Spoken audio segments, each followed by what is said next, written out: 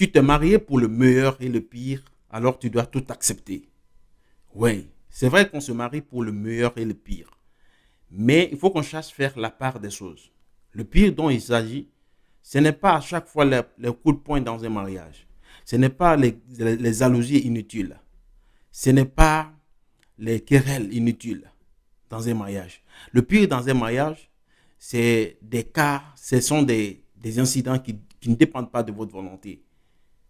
Par exemple, les cas de maladie, la perte d'emploi, les, les choses, toutes les choses que vous ne maîtrisez pas, qui surgissent dans votre mariage, c'est ce qu'on appelle le pire. Mais tout ce que vous pouvez maîtriser, donc ça, ce n'est pas le pire. Et si vous voyez que ces choses-là se répercutent, mieux vaut arrêter, sinon, dans ce mariage, un va tomber. Tu t'es marié pour le meilleur et le pire, alors tu dois tout accepter. Oui, c'est vrai qu'on se marie pour le meilleur et le pire. Mais il faut qu'on cherche à faire la part des choses. Le pire dont il s'agit, ce n'est pas à chaque fois les coups de poing dans un mariage. Ce n'est pas les jalousies inutiles.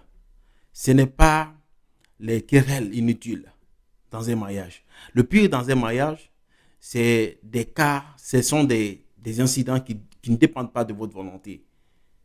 Par exemple, les cas de maladie, la perte d'emploi, les, toutes les choses que vous ne maîtrisez pas, qui surgissent dans votre mariage, c'est ce qu'on appelle le pire.